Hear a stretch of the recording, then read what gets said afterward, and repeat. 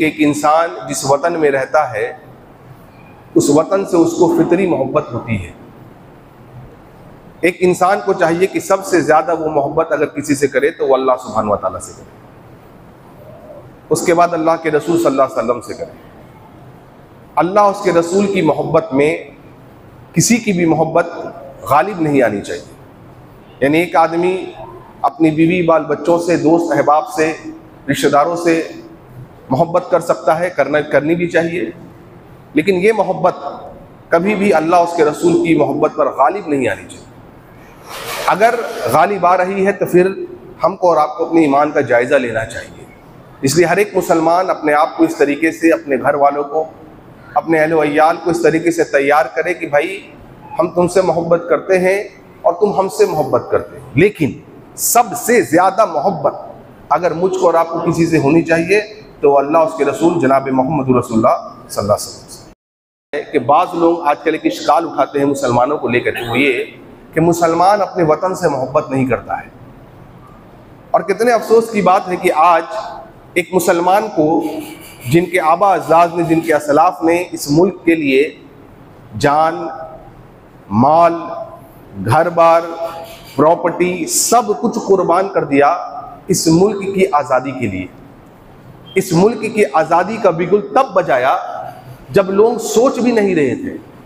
तब 1831-1857 से पहले की बात है, तारीख़ शहीदैन जो चली उसमें उलमा ने ये उठाया जिम्मा कि हम इस मुल्क को आज़ाद कराएंगे, जब आज़ादी का कोई तसव्वुर लोगों के शायद जहन में हो ना, और अगर हो तो आवाज़ उठाने की किसी की हिम्मत नहीं होती थी अंग्रेज़ों के खिलाफ। अब सोचिए उन लोगों को और उनकी नस्ल को आज ये अगर साबित करना पड़े कि भाई तुम प्रूफ दो, सर्टिफिकेट दो कि तुम हिंदुस्तान से, भारत से, इंडिया से मोहब्बत करते हैं, बड़ी अजीब बात है। बाद लोग हम में से लिए जानना ज़रूरी है भाइयों कि वतन से मोहब्बत, जैसे मैंने आपको कहा, एक इंसान के लिए, एक मुसलमान के लिए फितरी चीज़ है। कई नुसूस इस पर मौजूद हैं, मसलन कुरान की कई आयतें हैं, जैसे सूरह निसा की आयत नंबर 66 आप पढ़ें, और दीगर आयतें हैं जिसको इस्तेदलाल करते हुए, इन आयतों से इस्तेदलाल करते हुए इमाम इब्न बत्ताल हैं, शेख अल-अलबानी हैं और दीगर आइम्मा हैं, जिसमें अल्लामा इब्न तैमिया रहमहुल्लाह भी शामिल हैं।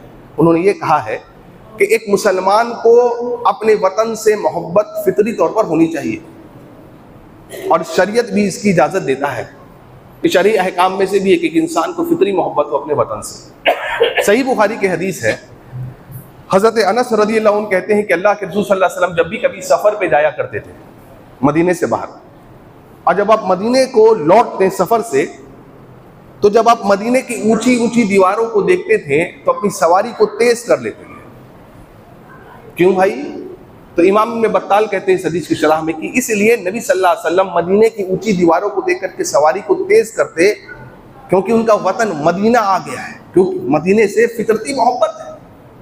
हम में से हर एक को मक्का और मदीना से मोहब्बत है भाइयों, ये फितरती मोहब्बत है। कौन ऐसा मुसलमान है जो मक्का और मदीने से मोहब्बत नहीं करता? इस हदीस की शरह में इब्न हजर, इमाम सुयूती और दीगर उलमा लिखते हैं कि नबी सल्लल्लाहु अलैहि वसल्लम का सवारी को तेज करना मदीने की ऊंची दीवारों को देख करके ये बात को दर्शाता है और साबित करता है कि एक मुसलमान को अपने वतन से फितरी तौर पर मोहब्बत होती है। लिहाजा हम मुसलमान हैं, हमको अपने इस मुल्क हिंदुस्तान से फितरी तौर पर अल्हम्दुलिल्लाह मोहब्बत है, अल्लाह के फजल से। इसी तरीके से देखिए, एक सीरत निगरान है इमाम सोहेली रहमहुल्लाह, वो कहते हैं कि जब नबी सल्लल्लाहु अलैहि वसल्लम पर पहली वही नाजिल हुई गारे हिरा में, जो सूरह अलग की सूरह 96 के आयत नंबर 1 से 5 इब्तिदाई आयत है, इक़रा बिस्मि रब्बिकल्लज़ी खलक़, आखिर तक आप पढ़ते जाइए। जब ये आयतें नाजिल हुई तो अल्लाह के नबी सल्लल्लाहु अलैहि वसल्लम घबरा गए थे, और घबरा करके अम्मा खदीजा के पास आए थे। तो अम्मा खदीजा ने उनको क्या किया था? उनको समझाया, उनको तसल्ली दी, और फिर उन्होंने क्या कि एक लंबा वाक़या है। अम्मा खदीजा उसके बाद नबी सल्लल्लाहु अलैहि वसल्लम को वरक़ा बिन नुफ़ैल के पास लेकर के चली गई, और वरक़ा बिन नुफ़ैल ने जब नबी सल्लल्लाहु अलैहि वसल्लम की इस कैफियत को, इन बातों को सुना तो क्या कहा था? अम्मा खदीजा को कहा कि अब ए खदीजा, अब ये तेरा शौहर तेरा नहीं रहा, मतलब अब ये आदमी दुनिया का ताजदार बनने वाला है, क्योंकि इस पर वही आई है, उसी तरीके से वही आ रही है अब, या आएगी जिस तरीके से पहले के नबियों पर वही आती थी। यानी अब तेरा अब तेरा शौहर नबी बना दिया गया है। और वरक़ा बिन नुफैल ने 3 बातें कही थी। इमाम सुहैली कहते हैं नबी सल्लल्लाहु अलैहि वसल्लम को 3 बातें गौर से सुनिए। एक तो कहा कि ऐ नबी सल्लल्लाहु अलैहि वसल्लम, अब आप पर आपकी कौम अज़ियतें डालेगी, आपको मुसीबत में डालेगी, आपको परेशानी में डालेगी। इमाम सुहैली कहते हैं कि नबी सल्लल्लाहु अलैहि वसल्लम ने वरक़ा बिन नुफैल की इस बात को सुनकर के कोई भी रिएक्शन नहीं दिखलाया, कोई तस्करा नहीं किया, खामोशी से आपने सुना। अच्छा, दूसरी बात कही वरक़ा बिन नुफैल ने कि आपको आपकी कौम झुटलाएगी। कितनी अजीब बात है। वो कौम जिसके बीच में अल्लाह के रसूल सल्लल्लाहु अलैहि वसल्लम पिछले 40 साल से है, जो कौम आपको सादिकुल मस्दूक कहती है, जो कौम आपको यह कहती है कि 40 साल की तवील इस मुद्दत में आपने कभी झूठ नहीं बोला, आप मजाक में भी झूठ नहीं बोलते थे, वो कौम वरक़ा बिन नुफैल कह रहे हैं कि ऐ नबी आपको ये कौम झुटलाएगी। नबी ने इस पर भी कुछ नहीं कहा, ये नहीं कहा ये कैसी बातें आप कर रहे हैं, अरे ये तो मुझे सादिकुल मस्दूक मानते हैं, मुझे सच्चा और अमीन मानते हैं, ये मुझे क्यों झुटलाएंगे, नहीं कहा आपने, कुछ नहीं, आपने सुना। तीसरी बात वरक़ा बिन नुफैल ने जो कही है उस पर अल्लाह के नबी सल्लल्लाहु अलैहि वसल्लम ने रिएक्शन दिया है। वरक़ा बिन नुफैल को क्या कहा था? तीसरी बात वरक़ा बिन नुफैल ने कहा, ऐ नबी आपको आपकी कौम जो है शहर से बेदखल कर देगी, यानी मक्का छोड़ने पर आपको मजबूर कर दिया जाएगा।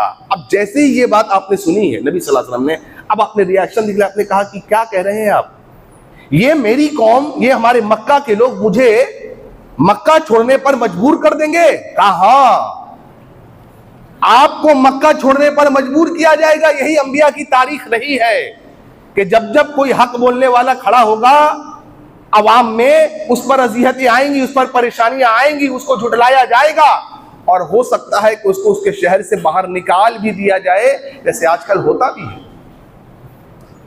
इमाम सुहैली लिखते, देखिए नबी सल्लल्लाहु अलैहि वसल्लम का इस बात पर रिएक्शन देना कि आपको आपके शहर से बाहर निकाला जाएगा, ये दलील है कि नबी को अपने शहर से फितरी तौर पर मोहब्बत थी। और शरीयत इस बात ताकीद देती है कि एक मुसलमान को अपने वतन से फितरी तौर पर मोहब्बत होना चाहिए। इसलिए हम में का हर एक मुसलमान जो है भाइयों, ये अपने वतन हिंदुस्तान से मोहब्बत करता है। इसीलिए तो देखिए आप, कई तारीख लिखने वाले गैर मुसलमान, जिसमें डॉक्टर तारा चंद हैं और कई मुसलमान हैं, कई गैर मुसलमान भी हैं, उन्होंने कहा है कि आज़ादी की जंग में लगभग उलमा ने अपने जान को कुर्बान किया है। और आप सोचिए कि उलमा का काम होता है किताब व सुन्नत की दावत देना, लोगों में जो बिगाड़ पैदा हो उस बिगाड़ को हटाना किताब व सुन्नत की रोशनी में। अब आप सोचिए कि उलमा जंग के मैदान में उतरे हिंदुस्तान को आज़ाद कराने के लिए। ये इस बात की दलील है कि उलमा जानते थे शरई नुसूस से क्या, कि एक मुसलमान को अपने वतन से मोहब्बत होती है, इसीलिए तो अपनी जान की कुर्बानी दी है। क्या पता चला इतने की अब तक की गुफ्तगू से कि एक मुसलमान अपने वतन से मोहब्बत करता है और किसी को यह सर्टिफिकेट मांगने का हक नहीं है कि तुम साबित करो कि तुम अपने वतन से, हिंदुस्तान से मोहब्बत करते हो। साबित करने की जरूरत ही नहीं है, क्योंकि इस मुल्क की फिजा, इस मुल्क की मिट्टी, इस मुल्क की तारीख और इस मुल्क के लोग चीख चीख करके गवाही दे रहे हैं कि मुसलमान अपने मुल्क से मोहब्बत करता है और किसी को न सर्टिफिकेट दिखाने की न देने की कोई जरूरत है। भाई अल्हम्दुलिल्लाह, एक मुसलमान तकदीर पर ईमान कर रखता है, तकदीर के अच्छे और बुरे होने पर ईमान रखता है। पार्टीशन के बाद 1947 के बाद जितने लोग पैदा हुए हैं, आप मुझे बताइए उनकी तकदीर में अल्लाह ने लिखा था कि नहीं लिखा था कि ये सारे मुसलमान हिंदुस्तान में पैदा होंगे? तो हम तो तकदीर को मानने वाले लोग हैं भाइयों। और पार्टीशन से पहले भी ये ऑप्शन मिला मुसलमानों को कि चाहे तो आप जाएं, चाहे तो आप ना जाओ। और हमारे असलाफ ने इस मुल्क को चुना, जिसमें मौलाना अबुल आजाद कलाम रहीमहुल्लाह ने ये इसके खिलाफ थे कि पार्टीशन नहीं होना चाहिए। और अब इंडिया के न्यू दिल्ली के इंडिया गेट पर आप जाएंगे अगर, तो आप देखेंगे वहां पर जो आज़ादी में जिन्हों शहीद हुए थे उनके नाम लिखे जाए। गालिबन 82,000 लोगों का नाम लिखा जाना था, लेकिन जगह की किल्लत की वजह से नाम नहीं लिखा जा सका। तो फिर गवर्नमेंट ने एक वेबसाइट बनाया। उस वेबसाइट को अगर आप जाके देखेंगे, जिनका नाम छूट गया था और उसमें लिखना था, आप जाके अगर देखेंगे तो सिर्फ अगर आप अब्दुल्ला टाइप करें, अब्दुल्ला नाम के बहुत सारे लोग होते हैं, एक नाम अब्दुल्ला, अब्दुल रहमान, इस तरह के अब्दुल्ला नाम के बहुत सारे लोग होते हैं। आप सिर्फ उस वेबसाइट पर जाकर अब्दुल्ला टाइप करेंगे ना अगर, तो आपको सिर्फ 4000 मुसलमान नाम निकलेगा जो अब्दुल्ला नाम से है। सोचिए आप, बाकी नाम तो आप छोड़ दीजिए, सिर्फ 4000 ऐसे नाम निकलेंगे जो अब्दुल्ला के नाम से है। ये क्या साबित कर रहा है कि मुसलमानों ने कितनी ज्यादा अपने जान माल की सब चीजों की कुर्बानी दी। कौन नहीं जानता है कर्नाटक के उस ताजिर उस्मान मीर को? कौन नहीं जानता है? कौन नहीं जानता है? ये मुल्क की तारीख इस बात पे गवाह है भाई कि उस्मान मीर जो कर्नाटक के बड़े ताजिरों में से है, उन्होंने कई करोड़ रुपए उस जमाने में 47 से पहले, 1947 से पहले की मैं बात कर रहा हूं, कई करोड़ रुपए जो उन्होंने आजादी के लिए, जब महात्मा गांधी और दीगर लोगों ने चंदा का ऐलान किया था और जब गए थे तो उस्मान मीर साहब रहीमहुल्लाह ने उनको 1 या 1.5 करोड़ या 2 करोड़ रुपया उनको बतौर आजादी के लिए चंदा के तौर पर दिया। कौन नहीं जानता इन बातों को? क्यों इन बातों को हकायक अवाम के बीच में नहीं लाया जाता है? बड़ी अफसोस की बात है कि हम मुसलमान भी इन हकायक को नहीं जानते हैं, इस तारीख को हम नहीं जानते हैं। तो याद रखिए, जो कौम अपनी तारीख को भुला देती है भाइयों, जो कौम अपने असलाफ की कुर्बानियों को भुला देती है, ये आने वाले जो लोग नस्ल होते हैं भाइयों, वो उस कौम को सफ़े हस्ती से मिटा भी देते हैं। आपका कोई वजूद बाकी नहीं रहता। कब? जब आप अपने असलाफ की कुर्बानियों को नहीं जानिएगा। इसलिए हर एक मुसलमान को चाहिए कि वो अपने असलाफ की कुर्बानियों को जाने, किस तरीके से, क्योंकि जब कुर्बानी को जानेगा तब आजादी के महत्व को जानेगा। हम और आप आज एक हिंदुस्तान के आजाद फिजा और हवा में जो सांस ले रहे हैं, ये किसकी कुर्बानी है? ये दरअसल हमारे असलाफ की कुर्बानी है। एक बाप अपने बच्चे को पढ़ाता है, लिखाता है, बड़ा करता है, उसको पाल पोस के बड़ा करता है। उससे पूछिए कि उसने कितनी कुर्बानियां दी अपने बच्चे के लिए। शायद खुद भूखा रहा होगा, इधर उधर से पैसे इकट्ठा करके उसने अपने बच्चे को पढ़ाया होगा, अपनी बेटी को उसने शादी की। ये कुर्बानी है एक बाप की। आप पूछिए जा करके उस बाप के दिल से। इसी तरह भाइयों, इन असलाफ की कुर्बानियां हैं। आप शुरू से पढ़ते चले आइए। रसूल के जमाने से जब मक्का में जुल्म के पहाड़ तोड़े जा रहे हैं मुसलमानों पर, किस तरीके से मुसलमानों ने उस वक्त कुर्बानियां दी हैं। अबू बकर सिद्दीक रज़ियल्लाहु अन्हु इब्न कसीर अल बिदाया व निहाया में लिखते हैं कि एक दिन उतबा बिन रबिया ने अबू बकर सिद्दीक रज़ियल्लाहु अन्हु को बहुत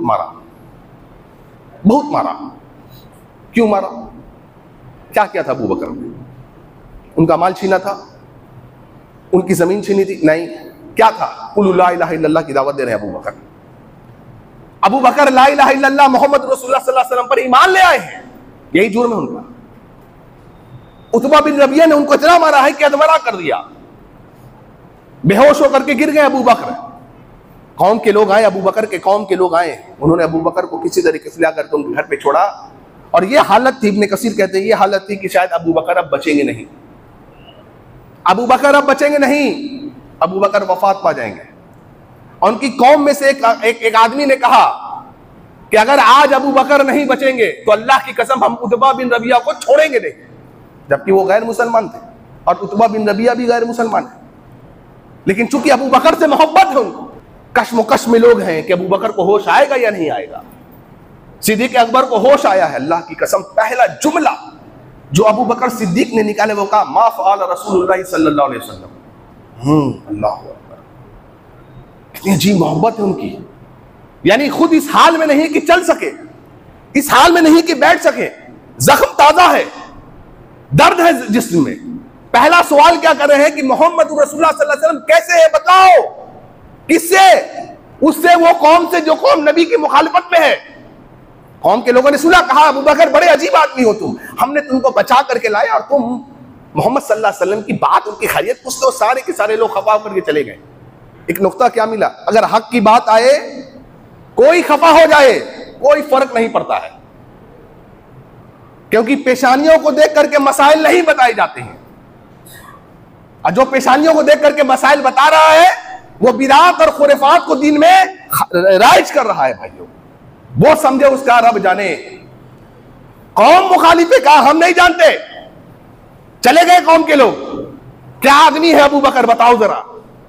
अपनी माँ अबू बकर अपनी माँ से जो उस वक्त इस्लाम नहीं लाई, कह रहे अबू बकर नबी कैसे हैं बतलाइए। उन्होंने कहा मुझे नहीं पता बेटे। कहा जाइए जाके उम्मे जमील से पूछिए, उम्मे जमील से पूछ के आइए, बेटे आराम कर ले। जब तक नबी की खैरियत मालूम नहीं होगी अबू बकर उस वक्त तक ना खाएगा और ना पिएगा। ये अबू बकर की कुर्बानी है। जिन कुर्बानी के एवज में आज हम और आप दीन पर अमल कर रहे हैं और इस दीन इस्लाम को हमने अपनाया है भाइयों।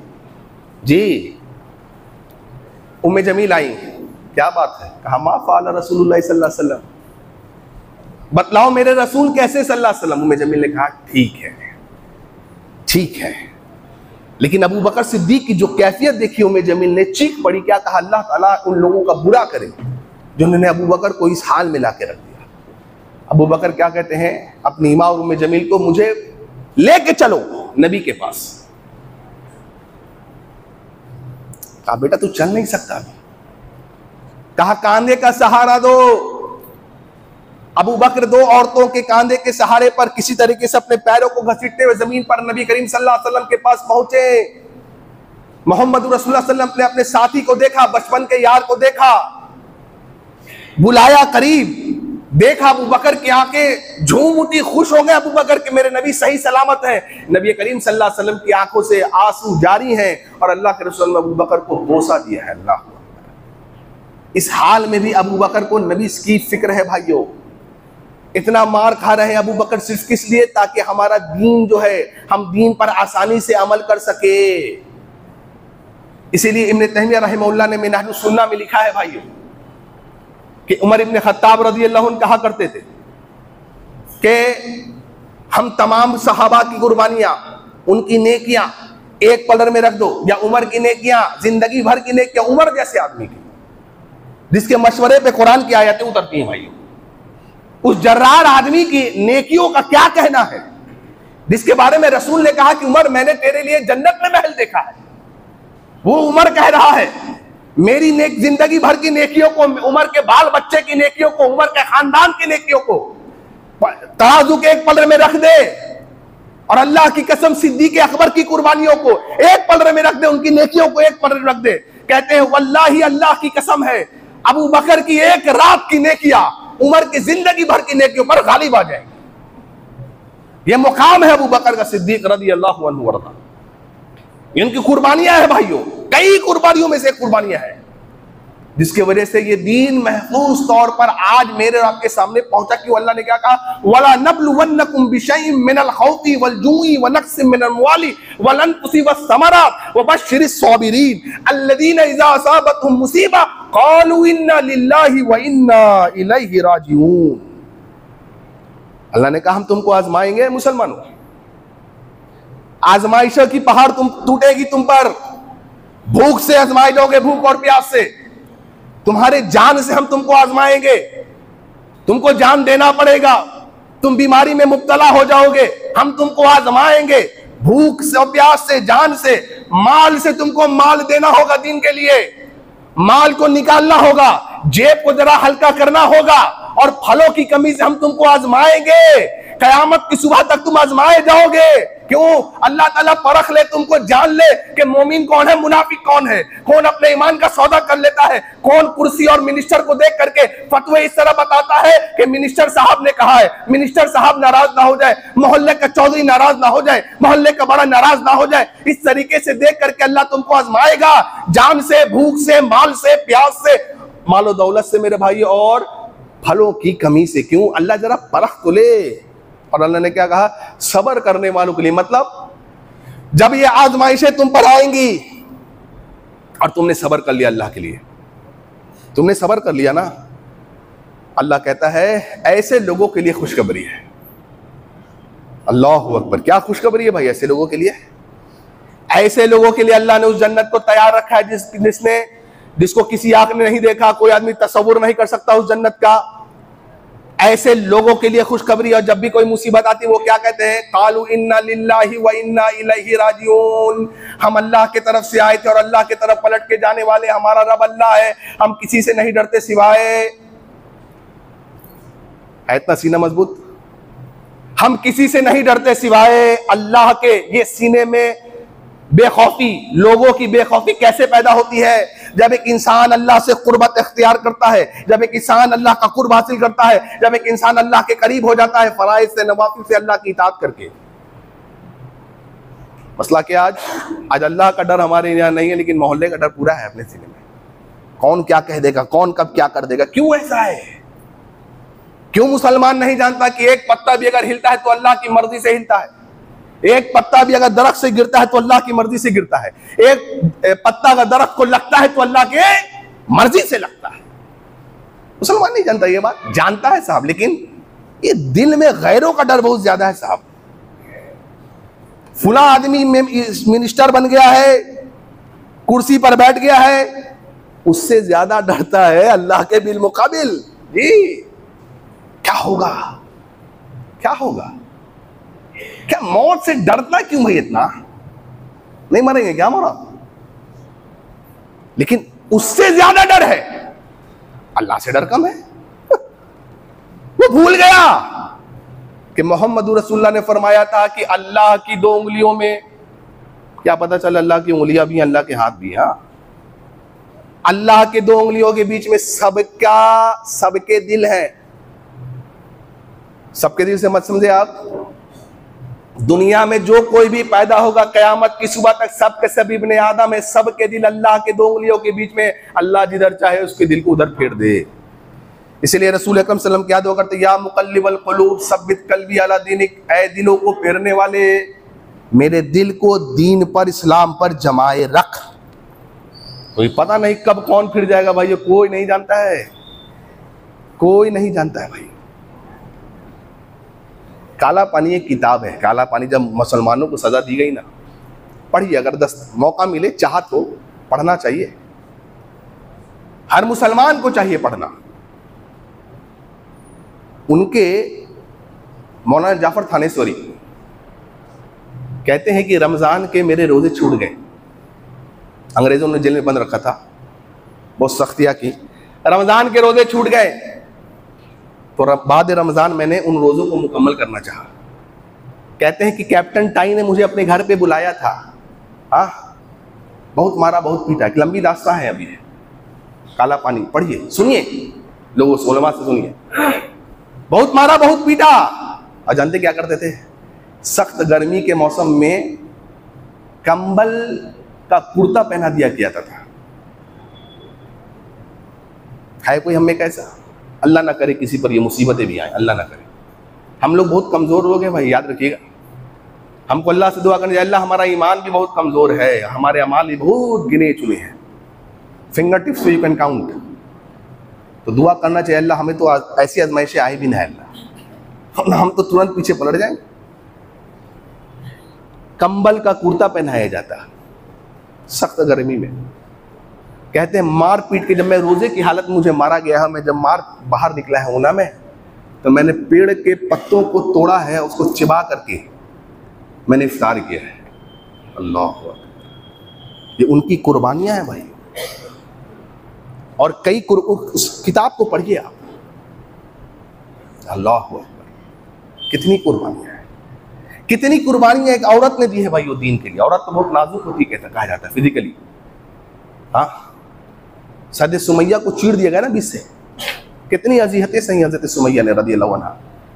क्या पैगाम दिया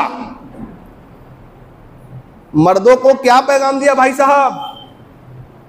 हम आप जैसे कमजोर मर्दों को क्या पैगाम दिया एक औरत ने? कहा काट दिया जाए, बीच से चीर दिया जाए, ईमान ना जाने पाए, जान चली जाए, ईमान ना जाने पाए। और मौलाना जाफर थानेश्वरी कहा करते थे, अल्लाह की कसम, जिसको उस जमाने में मैंने 1000 रुपयों में और कई हजार रुपए मैंने अपने घर को बनाया था, जालिमों ने, इन जालिमों ने मेरे घर को तोड़ डाला, अंग्रेजों ने। और आज वो घर जो है वो बंदर का बसेरा बन गया था। जब उन्होंने देखा था अपने उस घर को, जिस घर में उन्होंने तस्वुर किया था कि मैं अपनी बीवी बच्चों के साथ आराम से रहूंगा। आज हमें हर एक चाहता है ना अपनी बीवी बच्चों के साथ आराम से रहे, कौन नहीं चाहता? हमें मस्त एसी में आराम से बीवी वाले बच्चों के साथ रहे। मुसलमानों के साथ क्या हो रहा है अपना समझे, वो पड़ोसी के साथ भूखा सो रहा अपना जाने। हम अच्छे हैं, हम खुश हैं, हमारे घर में राशन है साहब, दैट्स इट। वो भूल गया है जब पड़ोस में आग लगेगी तो तेरा घर भी जलेगा, उसमें आज न कल जलेगा, भूल गया। अल्लाह देख के रोने लगे, अल्लाह 1000 रुपये में इस घर बनाया था, अल्लाह इन जालिमों ने क्या किया है। अल्लाह हुआ, हाथ उठा के दुआ किया, कहा अल्लाह इस घर के एवज में तुझसे जन्नत वाला घर मांग रहा हूं। इन्नल्लाह अश्तरा मिनल मुमिनीन अनफुसहुम व अमवालहुम, मोमिनों की जान को अल्लाह ने खरीद लिया है, उनके जान को और उनके माल को। किसमें? बिअन्न लहुमुल जन्ना, किसके एवज में? जन्नत के एवज में मुसलमानों अल्लाह ने तुम्हारी जान को, तुम्हारे माल को खरीद लिया है, सौदा कर लिया तुमने अल्लाह से। और मौलाना जाफर थानेश्वरी ने कहा अल्लाह हमने सौदा किया है अपने इस मकान का, अपने बीवी बाल बच्चों का, बीवी बेवा होने जा रही है, बच्चे यतीम होने जा रहे हैं। अल्लाह मैं जाफर थानेश्वरी रहीमहुल्लाह अल्लाह तुझसे सौदा करता हूं, अल्लाह जन्नत में घर अता कर। ये वो लोग थे भाइयों, अल्लाह अकबर, ये वो लोग थे। अल्लाह के रसूल सल्लल्लाहु अलैहि वसल्लम के पास का जमाना गुजरा। चलिए इमाम मालिक का दौर आया। अब ये कैसा दौर है भाइयों, जब ऐसे उलमा पैदा हुए जिन्होंने हुकूमत के डर से आकर के, हुकूमत के साथ रह करके, क्यों? कुर्सी और पावर चाहिए। आज भी ऐसे हैं लोग मौजूद? हाँ है, मौजूद है ऐसे लोग। अल्लाह उनको हिदायत दे। क्या कि हुकूमत के डर से, कुर्सी और लालच, माल के बिना पर, पोस्ट और ओहदे की लालच में हुकूमत ने यह फैसला जारी किया इमाम मालिक रहमहुल्लाह के दौर में कि भाई जबरन तलाक हो जाती है। मसलन एक शौहर को जबरदस्ती पकड़ लो और पकड़ के उससे साइन करवा लो, तलाकनामे में तलाक हो जाएगी। सारे जो बिदती उलमा थे साइन कर दिया उन्होंने। क्यों भाई? अपने को माल आ रहा है, पोस्ट आ रहा है, क्या चाहिए अपने को? तो ये तो दुनिया तक सीमित है, और उसकी भी तफसील कुरान ने बयान की, अल्लाह की कसम, लेकिन वक्त नहीं गुजरन जाए, उसकी भी तफसील कुरान ने बयान की है। लेकिन इमाम मालिक के पास आया, आई विल नॉट साइन। हुकूमत ने अरेस्ट करवा लिया, मुंह काला कर दिया इमाम मालिक का, इमाम दारुल हिजरा का, मस्जिद नबवी में बैठ के दर्स देने वाला वो मुअल्लिम, उसके मुंह को काला कर दिया जालिमों ने, गधे पे बिठाया और बतौर सजा पूरे मदीने के गली चौराहे में उनको गधे पे बिठा करके दौड़ाया गया, सैर कराई गई, फिर एक चौराहे पर मदीने में लाके रोक दिया गया। इमाम मालिक, इमाम दारुल हिजरा खड़े हुए, मेरे चेहरे को काला कर दिया गया है, हो सकता है कि तुम में का कोई मुझे पहचानता ना हो, लेकिन सुनो, मैं इमाम मालिक, मैं कहता हूं, आज भी कहता हूं और कल भी कहता था और कयामत की सुबह तक कहता रहूंगा, जबरन तलाक नहीं होती है। अल्लाह अकबर कबीरा, अल्लाह अकबर कबीरा। इमाम अहमद को जालिमों ने मारा, पीटा, 4 बादशाहों का दौर इमाम अहमद ने देखा, और 4 बादशाह के बाद जब कोड़े बरसाए जाते थे इमाम अहमद पर, तो कहता है रावी कि ऐसा बरसाया जाता है कोड़ा कि उस कोड़े को अगर हाथी भी मारा जाए तो हाथी बेहोश हो जाए, इतना मारा गया। क्यों? कह दो, साइन कर दो, बोल दो, अपने जबान से किस बात पर? कुरान मखलूक है, कुरान अल्लाह की कलाम नहीं है। इमाम अहमद कहते थे कुरान की कोई आयत ले आओ, नबी की कोई हदीस ले आओ, या सहाबा का कोई कौल ले आओ जिसमें उन्होंने कहा हो कुरान मखलूक है, कुरान अल्लाह का कलाम नहीं है, एक ले आओ। नहीं ला सके, कहा मुझसे दस्तखत नहीं ले सकते, जान मार लो। चौथा जब खलीफा है ना, 4 खलीफा का दौर देखा इमाम अहमद ने, और जब मारा जाता था तो एक बात कहते थे, क्या कहते थे? कहते थे अल्लाह की कसम जिस दिन मैं मरूंगा ना, जिस दिन मैं मरूंगा मेरा जनाजा अहले बातिल और हक में फैसला कर देगा इंशाअल्लाह। और लोगों ने देखा है कि बगदाद में जब इमाम अहमद रहमहुल्लाह इंतकाल के हैं तो 20 लाख लोग उनके जनाजे में मौजूद थे। शायद इस तरह का जनाजा कभी तारीख इस्लाम में देखा ना गया हो जिसमें सिर्फ 60,000 औरतें थी भाइयों। अल्लाह अकबर। और जब चौथे बादशाह ने आके उनको रिहा किया है ना, तो दस्तरखान लगाया उनकी तकरीम, उनकी इज्जत के लिए। लोगों सुनो, इमाम अहमद कहा करते थे कि दौलतमंदों के यहाँ और मिनिस्टर्स के यहाँ, बादशाहों के दरवाजों पे जाने से बचो, उनसे तोहफा तहफ लेने से बचो। याद रखो इस कौल को, बड़े बड़े लोगों के दरवाजों पर दस्तक जाने से बचो, दस्तक देने से बचो, और मिनिस्टर्स के घर को की सीढ़ियों चढ़ने से बचो। अल्लाह अकबर कहा करते थे इमाम अहमद। दस्तरखान बिछाया, कई लोग मौजूद हैं इमाम अहमद की ताजीम और तकरीम के लिए। बादशाह ने कहा इमाम साहब आपके लिए है। कहा अल्लाह की कसम मैं बादशाहों के यहाँ खाना नहीं खाता। अल्लाह अकबर, मैं बादशाहों के यहाँ खाना नहीं खाता। बादशाह ने अपनी माँ को पर्दे के पीछे कहा जरा आप दरख्वास्त कर दे। माँ ने कहा अहमद खाना खा लो। अल्लाह, माँ की बात आ गई, बादशाह की माँ, औरत थी, माँ थी। इमाम अहमद ने क्या कहा, अल्लाह अकबर, सोने के पानी से लिख देने लायक है भाई। इमाम अहमद ने कहा, अम्मा आज अहमद का रोज़ा है। आहा, आज हाँ, माँ की बात भी रह गई और अपनी बात में भी अटल रहे, आज अहमद का रोज़ा है।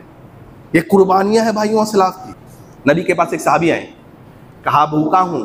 भूखा से मुराद दोपहर का खाना रात में नहीं मिला, वैसा नहीं, भूखा से मुराद कई दिन से भूखा हूँ। अल्लाह के रसूल ने खाना खिला दी। नबी ने एक सहाबी को बोला, जा नबी के घर को देख करके आ। नबी के उस वक्त 9 घर है, 9 बीवियां हैं भाइयों। सहाबी लौट करके कहा, अल्लाह के रसूल सल्लल्लाहु अलैहि वसल्लम आपके घर में किसी घर में कोई खाना नहीं है। अल्लाह अकबर, नबी के घर में खाना नहीं है साहब।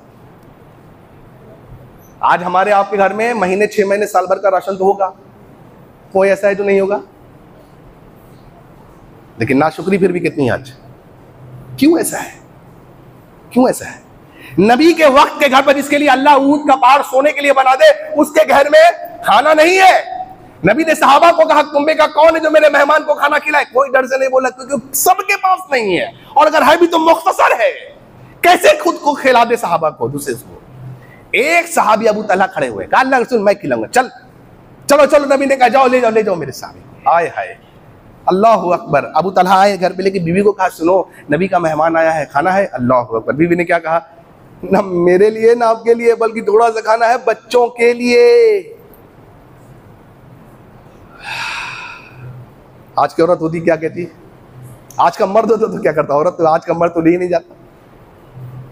और औरत होती क्या कहती, आप जानने क्या कहती? लेकिन देखिए उसने कहा कि नबी का मेहमान है, कुछ नहीं है, बच्चों के लिए क्या करना है? शौहर ने कहा बच्चों को भूखा सुला दो। हमें का कोई ऐसा मर्द है जो ये बात कह दे? कोई ऐसा मर्द लेकर के आई जो ये बात कह दे कि भाई मेहमान को खाना खिलाओ और खुद भूखे सुलाओ, बच्चों को भूखा सुला दो? कोई ऐसा मर्द है? बच्चों को भूखा सुला दे। खाना लग गया, कहा लैंप ऑफ कर देना। क्यों? अरबों का कल्चर था, मेहमान मेजबान साथ खाते थे। खाना लग गया, कहा मैं खाऊंगा तो फिर वो क्या खा पाएगा? अल्लाह अकबर। लैंप ऑफ कर देना, मैं खाने की एक्टिंग करूंगा। लैंप बीवी ने ऑफ कर दिया, ये साहबी खा गए जो मेहमान थे, चले गए। फजर हुई ना, फजर में आए, लग से फजर में आए, पूछा कौन था भाई वो रात वाला आदमी? अल्लाह, खड़े नहीं हो रहे, कौन था? हम लोग होते तो उछल पड़ता, अल्लाह रसूल मैं था मैं था मैं था। हम लोग तो छोटा मोटा कारनामा करते हैं ना, ओ मैंने क्या है, मैंने ये मस्जिद बनवाई है, मैंने वो किया, मैंने वो किया, मैंने वो किया, मैंने वो किया। नेकियों को आवाम के सामने गिनवा देते हम, नहीं मैंने ये मैंने ये मैंने ये, I am the one I am the one I am the one. वो प्रॉब्लम जानते उनके में क्या था? हम और आप जैसे अपना गुनाह छुपाते हैं ना, वो लोग ऐसा अपना नेकी छुपा देते हैं। ये फर्क है, यही फर्क है। कल रसूल मैं था, इधर आ गया। हदीस के अल्फाज आपने कहा लक़द अजिब अल्लाहु अज़्ज़ा वजल औ ज़ाहिका, अल्लाह ने ताज्जुब किया है। कितना मुबारक आदमी हुआ सोचो, अल्लाह ने ताज्जुब किया है और अल्लाह मुस्कुराया है तेरे अमल पर। क्या? फ़अन्ज़लल्लाहु अज़्ज़ा वजल, और अल्लाह ने आयत नाज़िल की, युसिरूना अला अनफुसिहिम वलौ काना बिहिम खसासा। वो लोग जो खुद मोहताज होने के बावजूद भी दूसरों को तरजीह देते अपने ऊपर, ऐसे लोग थे भाई जिन्होंने कुर्बानियाँ दी। अल्लाह से दुआ कि अल्लाह ताला में भी वैसा कुर्बानी के जज्बा हमारे भी अल्लाह ताला फरमाए। वाखिरु दावाना अनिल हम्दुलिल्लाहि रब्बिल आलमीन।